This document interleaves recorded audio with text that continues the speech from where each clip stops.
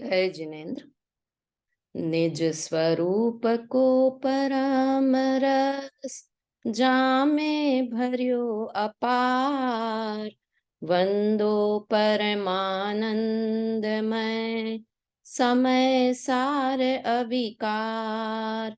कुंद कुंद मुनि चंद्रवर अमृत चंद्र मुनि, आत्मरसी बनारसी वंदो पद अरविंद।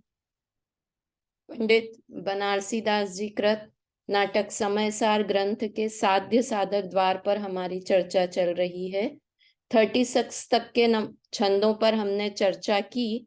वास्तव में ये बहुत छोटा अधिकार है। उपाय उपेय अधिकार जो समय सार परिशिष्ट में दिया गया है उसमें 12-13 ही कलश लिखे हैं अमृत चंद्र आचार्य देव ने, किंतु जो ये हमारा साध्य साधक द्वार है इसमें 55 छंद हैं। तो 12-13 छंदों को इतने लंबे में इतने अच्छे से बनारसी दास जी ने इस साध्य साधक द्वार में समझाया है। विषय थोड़ा कठिन है। आज जो विषय चलना है तो उपयोग को थोड़ा सूक्ष्म करके सुनेंगे, ध्यान से सुनेंगे तो बहुत अच्छे से विषय समझ में आएगा। मैं डायरेक्ट चालू करती हूँ। 37 नंबर के छंद से अपने को चर्चा प्रारंभ करनी है। हाँ जी, आपके पास जिनवाणी है ना, तो उसी में ही देखिए आप, क्योंकि ये यहाँ से मैं चालू नहीं हो पा रहा। वो दूसरा मैंने 2 खोले थे।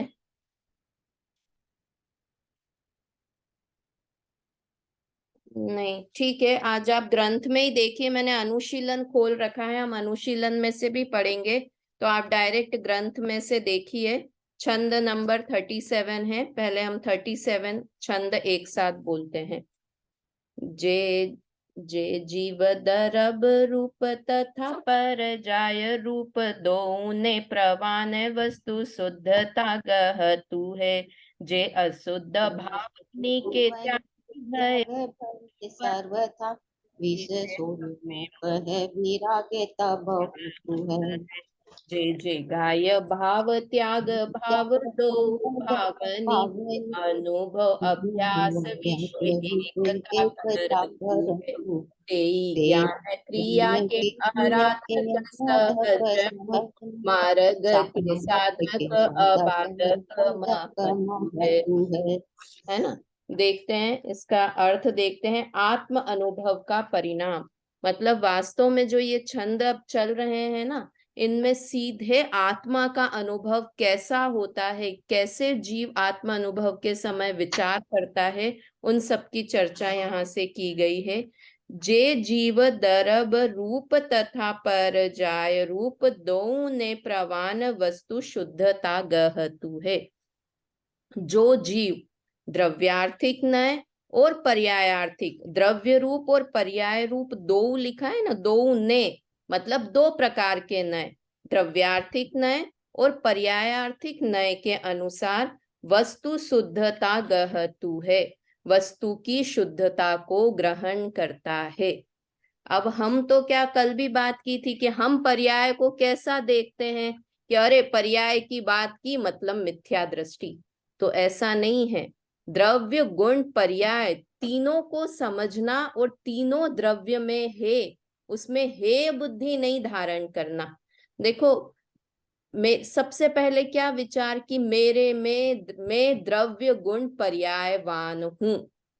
द्रव्य हमेशा के शुद्ध, गुण भी हमेशा शुद्ध रहते हैं और पर्याय में अशुद्धता होती है ना।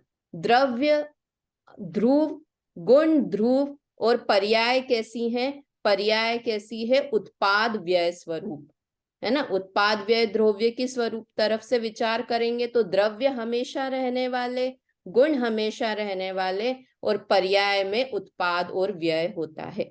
अब एक और बात जो हमने देखी कि पर्याय अशुद्ध, तो पर्याय की अशुद्धता कितनी अशुद्धता कि एक समय की अशुद्धता है ना। द्रव्य पूरा का पूरा शुद्ध, उसमें अनंत गुण हैं वो भी पूरे शुद्ध, और पर्याय में जो अशुद्धता है वो भी उत्पाद व्यय वाली है। और पर्याय की स्थिति कितनी होती है सुशीला आंटी, कितनी? एक समय की पर्याय होती है। तो पर्याय एक समय की अशुद्धता, और उससे हम क्या करते हैं, पूरे के पूरे द्रव्य को, गुणों को, सबको अशुद्ध मान लेते हैं। बेला भाभी, मेरे अंदर राग का परिणाम आया, द्वेष का परिणाम आया, उससे मेरे द्रव्य में कोई फर्क हुआ, मेरे अनंत गुणों में कोई फर्क आया। और वो राग द्वेष की अशुद्धता भी कितनी अशुद्धता, कि समय मात्र की अशुद्धता। मैं रागी हूं, मैं ऐसा विचार करूं, इतने में तो वो राग की पर्याय कहाँ चली गई पता ही नहीं, विलीन हो गई वो पर्याय, है ना। तो यहाँ लिखा द्रव्यार्थिक और पर्यायार्थिक नय से वस्तु को देखता है, वस्तु को शुद्ध लिखा है ना, वस्तु शुद्धता गहतु है, तो शुद्ध वस्तु को ग्रहण करता है। ऐसा जे अशुद्ध भावनी के त्यागी भय सर्वथा विषय सो विमुख है, वीतरागता बहतु है। क्या लिखा? जो अशुद्ध भावों का त्याग करते हैं, अशुद्ध भाव मतलब कौन कौन से? शुभ और अशुभ के भाव। रेखा जी, 3 तरह के भाव, 3 तरह से भी भेद कर सकते हैं भावों के, और 2 तरह से भी भेद हो सकते हैं, शुभ, अशुभ और शुद्ध।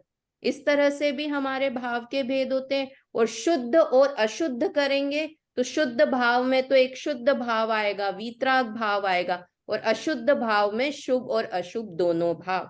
तो जो शुभ और अशुभ दोनों भावों का त्याग करके भय सर्वथा पूरी तरह से शुभ और अशुभ भावों का त्याग कर देते हैं। तो अब यहाँ कौन से गुण स्थान वाले की बात है, कि है तो चौथे गुण स्थान से, साधक जीव से।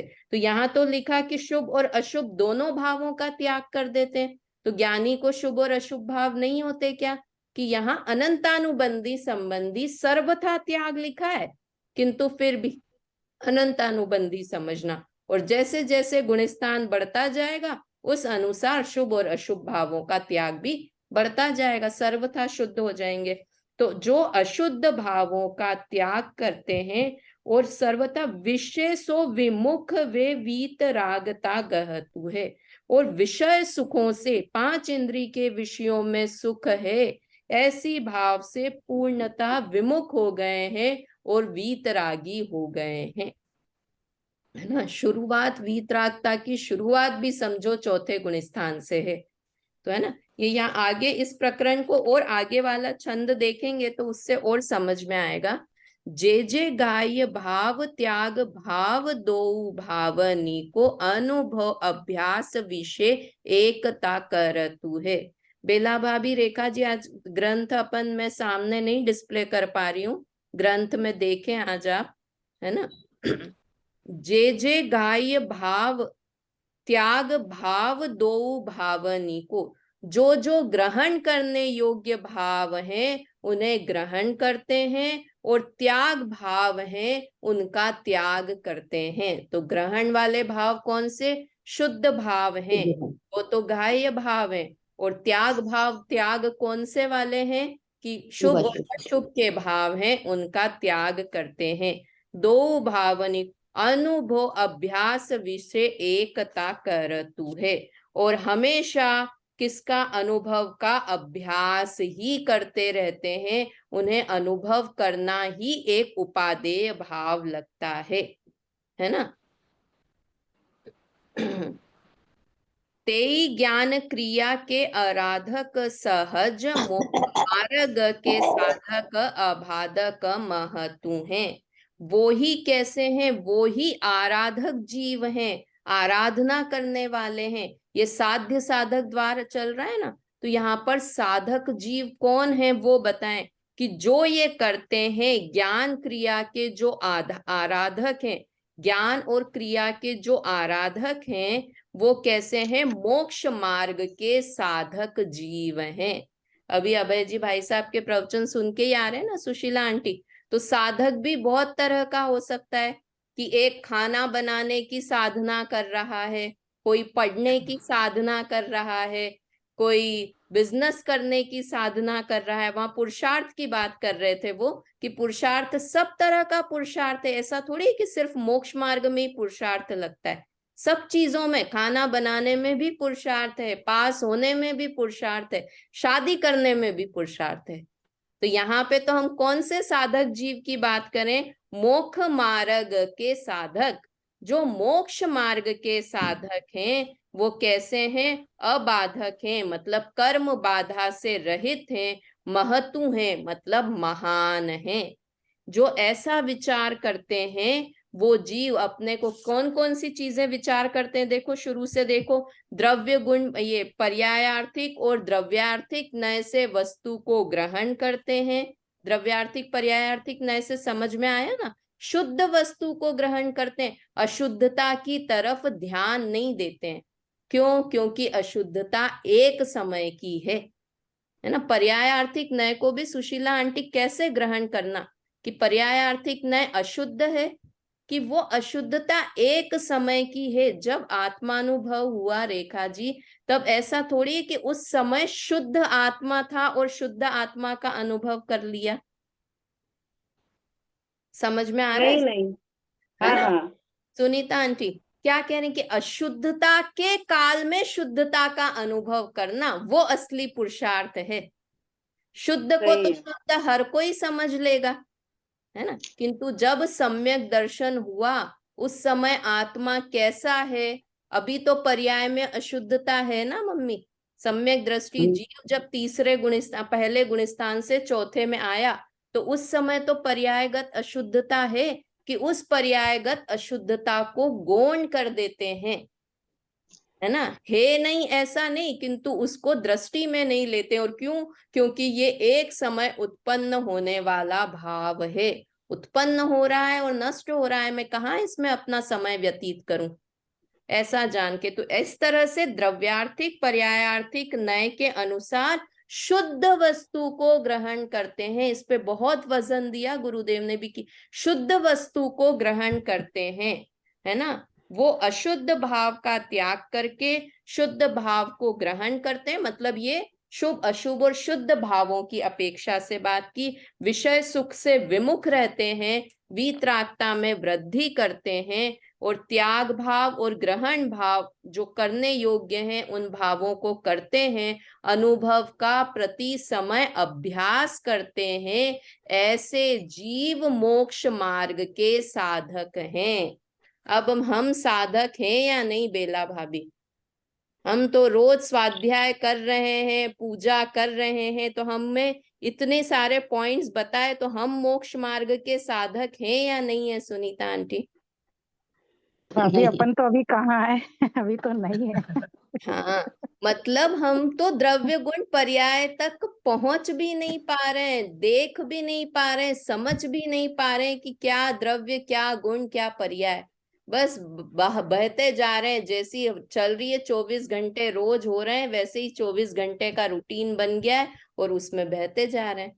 कभी उस पर रूटीन, भाभी इसमें हाँ इसमें हम ये चेक तो करते नहीं कि मेरा भाव किधर जा रहा है। ये तो चेकिंग होती है ना अपनी, जब हाँ हम ये समझने लगते हैं कि मेरा भाव के शुभ तरफ चल रहा है कि अशुभ की तरफ चल रहा है। तो जब हाँ मुझे फील होता है कि मेरा अशुभ, तो मैं फटाफट कट जाती हूँ वहां से, नहीं मुझे शुभ चीजों को ही पकड़ना है।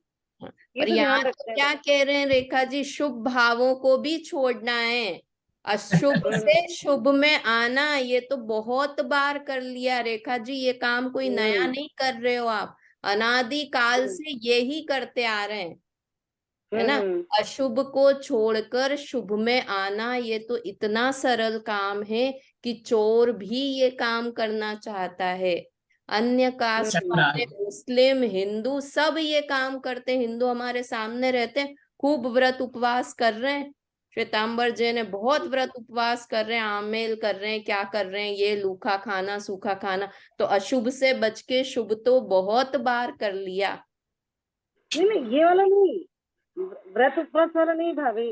मेरा कहने वाला अपने जो भाव होते हैं अंदर के, शुभ भाव, हाँ वो उनकी भी ओर शुभ ध्यान भी देना है, है, खाने वो भी पीने कोई में नहीं। कार्यकारी नहीं है। हाँ, यहाँ तो कह रहे हैं कि शुभ अशुभ भाव, देखो ये एक स्टेप होती है कि अपने परिणाम टटोलने तो शुरू किए हमने, हाँ, ये है तो ना। फिर अब अपने वो हम सेल्फ दर्शन रियलाइजेशन तो हुआ। करते हैं, हाँ, अब हम दर्शन करते हैं तो सिर्फ ऐसे ही नहीं कि भगवान के सामने जाके खड़े हो गए, हाथ जोड़ लिए और जो लिखा था पूजा में वो पढ़ दिया, उतने तो अब हम नहीं बचे। हम उनके भावों को समझने का प्रयास करते हैं कि जो पूजा में भाव हैं वो भाव क्या हैं, किस तरह से वहां तक तो पहुंचे, किंतु वहीं संतुष्ट नहीं होना है।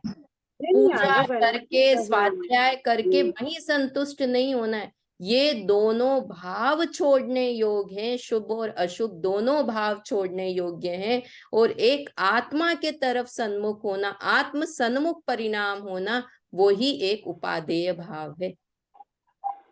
तो ऐसे जीव मोक्ष मार्ग के साधक हैं। हाँ, ग्रंथ है ना सुनीता आंटी आपके पास, अर्थ पढ़िए इसका, अनम्यूट कर लीजिए। जिन जीवों ने द्रव्यार्थिक और पर्यार्थिक दोनों नयों के द्वारा पदार्थ का स्वरूप समझकर आत्मा की शुद्धता ग्रहण की है, जो अशुद्ध भावों के सर्वथा त्यागी है, इंद्रिय विषयों से परांगमुख होकर वितरागी हुए हैं, जिन्होंने अनुभव के अभ्यास में उपादेय और हे दोनों प्रकार के भावों को एक सा जाना है, वे ही जीव ज्ञान क्रिया के उपासक है, मोक्ष मार्ग के साधक है, कर्म बाधा रहित है और महान है। देखो यहाँ तो क्या लाइन लिखी, जो मैंने अपन ने अर्थ किया ना उससे भी अलग है। जे जे गाय भाव त्याग भाव दो भावनी को अनुभव अभ्यास विषय एकता करतु है। यहाँ क्या लिखा कि जो अनुभव के अभ्यास में उपादेय और हेय दोनों प्रकार के भावों को एक सा जानते हैं। मैं तो कह रही थी अलग अलग, पर किंतु अर्थ में तो क्या सही अर्थ तो यही है कि दोनों भावों को, हेय और उपादेय भावों को एक सा जानते हैं। इसका क्या मतलब हुआ कि शुभ हो अशुभ है, उन भावों की तरफ दृष्टि ही नहीं है। इसका मतलब उन दोनों को एक सा जानते हैं, है ना। हेय पूर्वक भी नहीं, उपादेय कि अरे ये भाव मुझे करने योग्य हैं, ये भाव मुझे करने, एक आत्म पर दृष्टि है। तो भाव तो क्या हुए, क्षणवर्ती हुए, क्षणिक है भाव, मतलब पर्याय, तो वो तो क्षणवर्ती है, क्षणिक है। तो उसकी तरफ दृष्टि न देकर एक आत्म द्रव्य पर ही दृष्टि देते हैं, ऐसे जीव मोक्ष मार्ग के साधक हैं, है ना। देखिए अगला छंद पढ़ते हैं, 38 नंबर का छंद, और उसके बाद जो मुझे अनुशीलन में से आज खास बात लेनी है, बेला भाभी बहुत अच्छा प्रकरण है ये, ज्ञान क्रिया का स्वरूप। 38 नंबर का छंद है। समझो इसमें उपाय उपेय द्वार का, ये साध्य साधक द्वार का पूरा सार इस 2 लाइन में है ना। एक बार पढ़ते हैं अपन। विनसी अनादि अशुद्धता, कोई शुद्धता को, ता परिणति को बुध कहे, ज्ञान क्रिया सो मोह। अगर गुरुदेव नहीं हो, अगर उनका अपन नहीं पढ़े, तो इसका क्या अर्थ निकाल सकते हैं, और गुरुदेव ने इसका क्या अर्थ निकाला है, ये आप बहुत ध्यान से पढ़ने की कोशिश करना। देखो इसका अर्थ तो पढ़ते हैं, मम्मी इसका अर्थ पढ़ो इसमें से। ज्ञानी लोग कहते हैं कि अनादि काल की अशुद्धता के नष्ट होने और शुद्धता के पुष्ट होने की परिणति ज्ञान क्रिया है और उसी से मोक्ष होता है। हाँ, अब यहाँ हमको क्या लग रहा है इसका अर्थ पढ़ के कि ज्ञान क्रिया, ज्ञान की क्रिया, तो उसमें क्या किया कि अशुद्धता का नाश होना और शुद्धता को पोषण करना। अशुद्धता का नाश होना मतलब शुभ अशुभ भाव का नाश होना, और शुद्धता का पोषण होना मतलब शुद्ध भाव वीतराग भाव की वृद्धि होना के परिणाम होना, यह ज्ञान क्रिया है, ऐसा बताया। उसी से मोक्ष है ना। ये अर्थ अपन यहाँ से पढ़ रहे हैं। अब मैं स्क्रीन शेयर करती हूँ आपके साथ में। अब ये यहाँ से देखना कि गुरुदेव ने इसका किस तरह से अर्थ निकाला है। मतलब ज्ञान क्रिया किसे कहते हैं, उन्होंने ज्ञान और क्रिया दोनों को अलग अलग, ज्ञान नय और क्रिया नय, ऐसा समझ के यहाँ पर समझाया है ना। एक बार मैं 1 मिनट करती हूँ। हाँ, जो ये अर्थ भी दादा ने इसका किया, ये वाला है, देखो, अनादिकालीन अशुद्धता का नाश, दिख गया सबको, हाँ है ना। अनादिकालीन अशुद्धता का नाश और शुद्धता की पुष्टि रूप परिणति को ज्ञान और क्रिया से मोक्ष की प्राप्ति होती है, ऐसा ज्ञानी जन कहते हैं। जो अपन अर्थ पढ़ रहे थे ना सुशीला आंटी, अभी जो हमने देखा, उसमें तो क्या हमने पढ़ा कि ज्ञान क्रिया मतलब एक ही, ज्ञान की क्रिया, ज्ञान का व्यापार वो, किंतु यहाँ अर्थ में क्या लिखा है, ज्ञान और क्रिया से मोक्ष की प्राप्ति, दोनों को अलग अलग लिया। मम्मी समझ में आ रहा है? अनादिकालीन अशुद्धता का नाश और शुद्धता की पुष्टि रूप परिणति को ज्ञान और क्रिया से मोक्ष की प्राप्ति होती है, ऐसा ज्ञानी जन कहते हैं। यहाँ पर ज्ञान और क्रिया दोनों अलग अलग, फर्क पड़ गया ना। अपन पहले कह रहे हैं ज्ञान क्रिया से मोक्ष की प्राप्ति होती है, तो अपन इसका अर्थ क्या करें अगर बेला भाभी इसको नहीं पढ़े, कि ज्ञान की पर्याय से मोक्ष की प्राप्ति होती है। ज्ञान की जो क्रिया हो रही है, क्रिया क्या हुई कि जैसे खेलना, चलना, बोलना, तो ऐसे ही जानना, उससे मोक्ष इसके अलावा ये भी तो क्रिया है, जैसे विज्ञान और क्रिया, मतलब ज्ञान की क्रिया भी तो हम उसको भी तो मान सकते हैं ना इसमें। जैसे अपन जो ये करते हैं सारा दिन धर्म कांड, या जो क्रिया धर्म की क्रिया है, तो वो भी इसमें हाँ, माना जा सकता है। देखो, हाँ, मैं वही बता रही हूँ कि दो अर्थ निकाल सकते हैं इसमें से, बहुत ध्यान से सुनने की कोशिश करना। ज्ञान क्रिया से मोक्ष की प्राप्ति होती है, इसमें हमने ज्ञान और क्रिया को एक साथ रखा, एक ही शब्द माना, है ना। ज्ञान क्रिया से मोक्ष की प्राप्ति होती है। ज्ञान की क्रिया क्या है? जानना। जानना ज्ञान की क्रिया है ना। ज्ञान का कार्य, क्रिया मतलब कार्य, ज्ञान का कार्य क्या है? जानना। जैसे खेलना एक क्रिया है, बोलना एक क्रिया है, ऐसे जानना भी एक क्रिया है। तो ज्ञान क्रिया से मोक्ष की प्राप्ति होती है, मतलब हम जानते जानते जानते रहें, वो ही मोक्ष का मार्ग है, वो ही मोक्ष है। ठीक है, एक अर्थ तो ये होता है। अब यहाँ लिखा ज्ञान और क्रिया से मोक्ष की प्राप्ति होती है, तो दो चीजें हो गई जो बेला भाभी आप कह रहे हो ना, कि एक तो ज्ञान करना और एक क्रिया करना। जो हम क्रिया किसे कहेंगे? व्रत पालन करना, उपवास करना, ब्रह्मचर्य से रहना, वो दोनों मिलकर मोक्ष की प्राप्ति है। ज्ञान भी होना और बाहर में क्रिया भी होना, वो दोनों मोक्ष की प्राप्ति है। तो यहाँ कहा कि वो क्रिया की बात नहीं है, ज्ञानी जन उस क्रिया को मोक्ष नहीं कहेंगे। किसको कहेंगे? उसकी चर्चा गुरुदेव ने यहाँ की है। समझ में आया जो मैं बताना चाह रही हूँ सुशीला आंटी?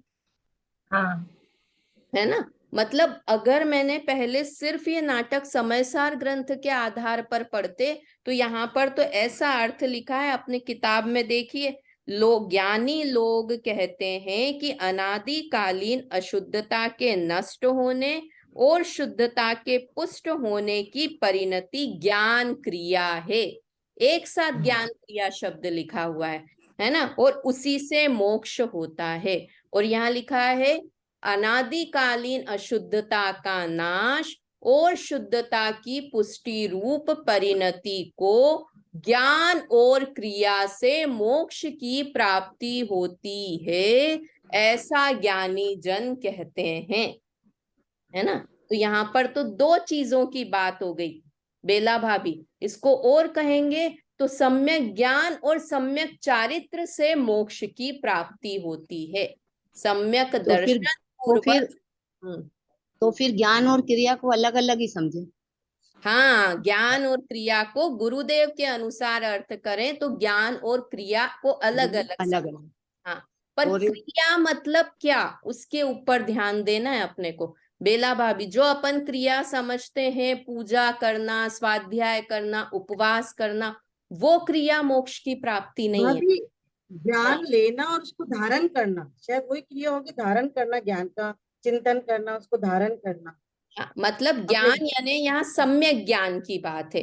यहाँ सम्यक ज्ञान क्षयोपशम, हाँ यहाँ क्षयोपशम ज्ञान वाले ज्ञान की देखो, ज्ञान और क्रिया से मोक्ष की प्राप्ति होती है, तो ज्ञान में क्षयोपशम ज्ञान नहीं लेना, बहुत सारा आगम पढ़ लिया वो ज्ञान नहीं, है ना। कौन सा ज्ञान? सम्यक ज्ञान। और क्रिया में कौन सी क्रिया? महाव्रत करना, संयम धारण करना, व्रत उपवास करना, वो क्रिया नहीं, आत्म स्थिरता रूप क्रिया, रेखा जी, है ना। आत्म स्थिरता रूप क्रिया, वो मोक्ष की प्राप्ति है। देखो आगे अपन पढ़ते हैं, गुरुदेव ने जो निकाला है, मैं एक सेकंड करती हूँ।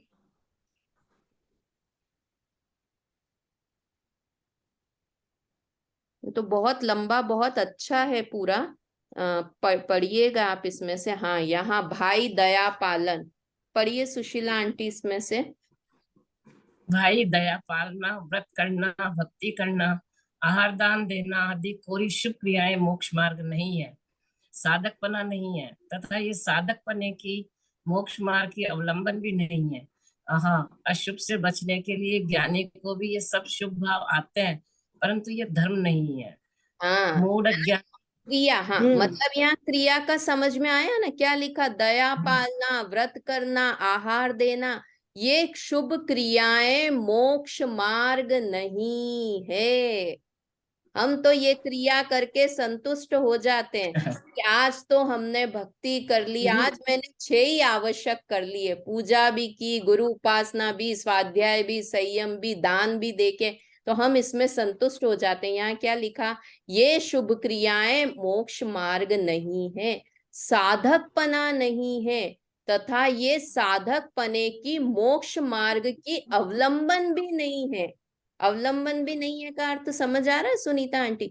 अवलंबन भी नहीं है कि ये शुभ करते करते एक दिन ऐसा आएगा कि मैं शुद्ध भाव कर लूंगा, तो ये अवलंबन भी नहीं है, शुद्ध भाव का आधार भी नहीं है ये चीजें, ऐसा यहाँ से कह रहे हैं, है ना। और मैंने कुछ कुछ ही तो निकाला, अभी तो ये सब क्रिया करना नहीं पर ये ये तो अपने आप होते हैं। हाँ ये अपने आप करना, मतलब हमने करने की दृष्टि की, मतलब उपादेय माना, इसी में अटक के रह रहे हैं अनादिकाल से, और कर क्या रहे हैं? ऐसा थोड़ी है कि आज पहली बार हमने स्वाध्याय करने बैठे हैं, बहुत बार स्वाध्याय अनंत कर, बार अनंत बार कर चुके हैं।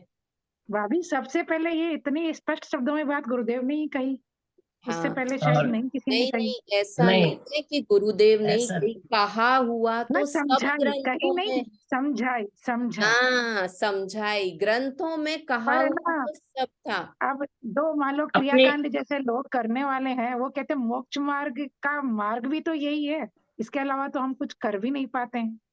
देखो ये भी दौलत तो राम जी जो हुए ना, दौलत राम जी, वो तो गुरुदेव से बहुत साल पहले हुए, है ना।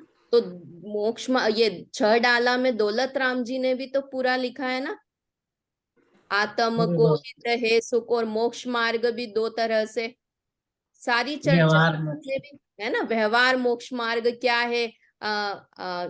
वो है ना सम्यक दर्शन की, पर द्रव्यंते भिन्न आप में रुचि सम्यक भला है, मतलब पर द्रव्यों से भिन्न आत्मा की रुचि करना, वो सम्यक दर्शन है। तो लोग पहले भी पढ़ते थे किंतु उस तरफ ध्यान नहीं देते थे। गुरुदेव का ये उपकार है कि उन्होंने उस चीज पर ध्यान देना सिखाया, अर्थ तो निकालना, पुराने अर्थ पुराने निकालना। जितने भी पूजने हैं, ध्यानत राय जी की पूजने हैं, और हाँ गुरुदेव ने नहीं कब की लिखी हुई है पुरानी स्थितियों में, तो यही ये बात है, यही पर है, अपन समझ नहीं पा रहे थे। समझ नहीं पा रहे थे। बस बेला भाभी, गुरुदेव का उपकार ये है कि उन्होंने हमको इस तरफ ध्यान देना शुरू करवाया, है ना। पुरानी मतलब आप ये, मैं अभी तुरंत में ध्यान नहीं आ रही, पर जितनी पुरानी पूजाएं देखेंगे, ये अपन इवन ये 10 लक्षण की पूजा करें, उसमें भी यही तरह के भाव निकलते हैं, है नहीं ना। मतलब प्रथम देव अर्हंत सुश्रुत सिद्धांत जो, वो तो हाँ पूरी इस पर है। मतलब पुराने सब ग्रंथों में ये बात थी, गुरुदेव ने उस तरफ हमारा ध्यान दिलाया।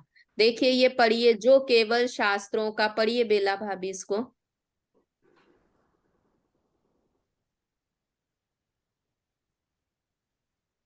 अनम्यूट करिए बेला भाभी, अनम्यूट करके पढ़िए ये जो केवल शास्त्रों। जो केवल शास्त्रों का ही अध्ययन करे, अंतर्दृष्टि करके अशुद्धता को न टाले, वे प्रमादी और स्वच्छंदी है। ऐसे शुष्क ज्ञान वालों को अंतर में साधकपना प्रकट नहीं होता। वे केवल एकांत से ज्ञान नय को ही ग्रहण करते हैं। वे अशुद्धता को टालकर अंदर में प्रवेश नहीं करते हैं। देखो क्या लिखा, वो जो शास्त्र का केवल शास्त्रों का अध्ययन करे, अंतर्दृष्टि करके अशुद्धता को न टाले, वे प्रमादी और स्वच्छंदी हैं। अब बताओ हम अभी प्रमाद कर रहे हैं या अप्रमादी हैं? हम तो प्रमाद को भी सही नहीं समझ रहे। क्या लिखा, केवल शास्त्रों का, देखो केवल शब्द भी इंपॉर्टेंट है। शास्त्रों का अध्ययन करना प्रमाद नहीं है, किंतु केवल शास्त्रों के अध्ययन, ये शुष्क ज्ञान वाले बताए ना कि केवल शास्त्रों का अध्ययन करे और उसी में पूर्णता मान ले, वो प्रमादी और स्वच्छंदी है। शास्त्र अध्ययन करने का निषेध नहीं है ना मम्मी, यहाँ लिखा है ना, केवल शास्त्रों का अध्ययन करे और अंतरंग दृष्टि करके अशुद्धता को न टाले। कितनी सदी हुई भाषा है गुरुदेव की, है ना। अशुद्धता को नाश की तरफ दृष्टि नहीं है, केवल शास्त्रों का अध्ययन, तो वे प्रमादी और स्वच्छंदी हैं, है ना। इसके आगे हाँ, और रेखा जी इसके नीचे वाला पढ़िए, भगवान आत्मा, इसमें अपनी ये वाली बात आएगी जो ज्ञान किया। भगवान आत्मा, भगवान आत्मा पुण्य पाप से रहित चिन्मात्र ज्योति स्वरूप है। उसके अंतर्मुख होकर स्वसदन अर्थात अपना वेदन क्या है, अपना वेदन करना ज्ञान है तथा उसी में स्थिर होकर अशुद्धता को त्याग रूप शुद्ध परिणति रूप से परिणाम संयम है, क्रियान्वयन है। सम्यक ज्ञान आत्म ज्ञान व राग के अभय रूप संयम दोनों में गाढ़ मैत्री है। ये ज्ञान में व क्रियान्वय की मैत्री है।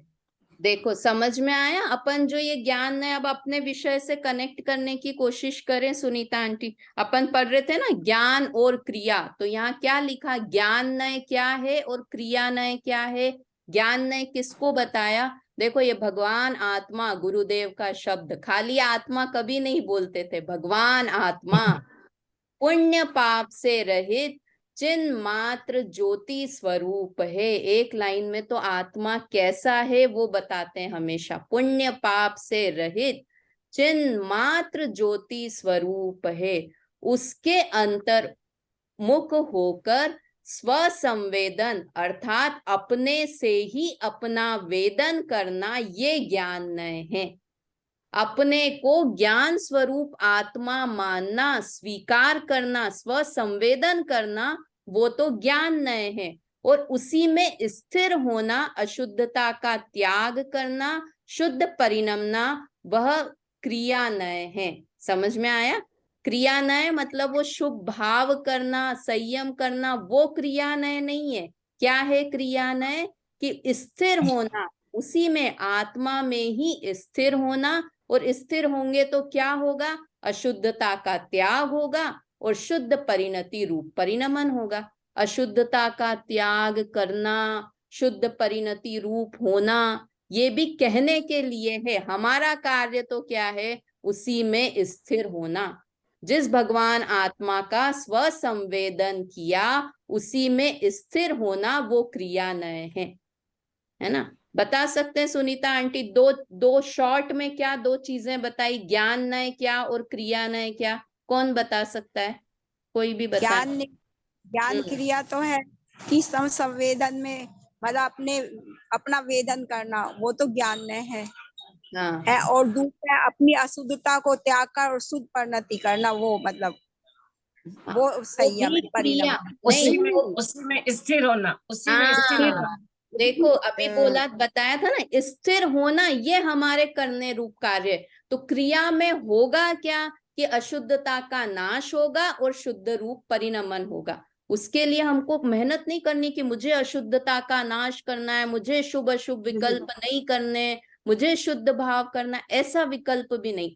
क्रिया रूप क्रिया नय क्या है, कि उस आत्मा में स्थिर हो जाना, स्वसंवेदन करना, ये ज्ञान नय है। और उस स्वस्थ आत्मा में ही स्थिर हो जाना, वो क्रियानय है ना। सम्यक ज्ञान, आत्मज्ञान, सम्यक ज्ञान अर्थात आत्मज्ञान व राग के अभाव रूप संयम, दोनों में गाढ़ मैत्री है। यह ज्ञाननय और क्रियानय की मैत्री है। जो अपन ये पढ़ रहे हैं ना, वो ये ज्ञाननय और क्रियानय है ना। लास्ट का एक और बस पैराग्राफ है, वो पढ़ के बात खत्म करते हैं। समय भी हो गया, पर पढ़ लेंगे तो पूरा प्रकरण हो जाएगा।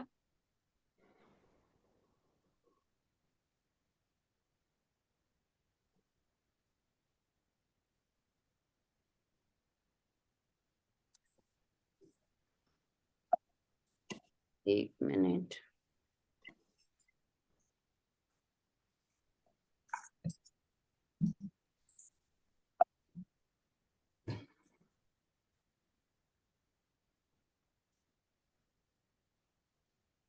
हाँ, बहुत से लोग, पढ़िए इसको। रेखा जी पढ़ी, कोई भी पढ़िए, मम्मी पढ़ो, कोई भी पढ़ो, रेखा जी पढ़ी। बहुत से लोग ज्ञान क्रिया नय पर रूप तीव्र मैत्री का अर्थ ऐसा परस्पर करते हैं। मैत्री, परस्पर तीव्र मैत्री का अर्थ, हाँ, ऐसा करते हैं कि आत्मा के ज्ञान और महाव्रतादि रूप बाह्य क्रिया में तीव्र मित्रता है और इनके द्वारा ही साध्य भाव की सिद्धि होती है, किंतु उनका यह अभिप्राय ठीक नहीं है। यहाँ तो यह कहा जा रहा है कि शाद्वाद की प्रवीणता से अर्थात शाद्वाद शैली में प्रतिपादित अनेकांतात्मक आत्मा का स्वरूप समझना, अनुभव करना ज्ञान नय है, और सुनिश्चल संयम अर्थात आत्मा में ही लीन हो जाना, आत्मा का ही ध्यान करना क्रिया नय है। अरे भाई, आत्म ध्यान की क्रिया ही सुनिश्चल संयम है ना। हो गया, क्लियर हो गया ना बेला भाभी? क्या ज्ञान और महाव्रतादि रूप बाह्य क्रिया में तीव्र मैत्री है, यही साध्य भाव की सिद्धि, किंतु यह अभिप्राय ठीक नहीं है ना। देखो ये आगे, और अब मेरे को इतना सारा पढ़ने का था। देखो ये लिखा, तात्पर्य यह है कि आत्मज्ञान और आत्म ध्यान से ही साधक दशा पूर्वक साध्य दशा प्रकट होती है, उपाय पूर्वक उपेय की प्राप्ति होती है, मोक्ष मार्ग पूर्वक मोक्ष की सिद्धि होती है। ये साध्य साधक द्वार का निचोड़ है ना। आत्मज्ञान और आत्म ध्यान ध्यान। साधक दशा पूर्वक साध्य दशा की प्राप्ति होती है। साधक दशा मतलब मोक्ष मार्ग, और साध्य दशा अर्थात मोक्ष। तो मोक्ष मार्ग पर चलकर ही मोक्ष की प्राप्ति होती है। जैसी मंजिल होती है, कार्य भी वैसा ही होगा। मोक्ष मार्ग पर चलेंगे कि हमने आत्मा का ज्ञान ध्यान तो किया नहीं,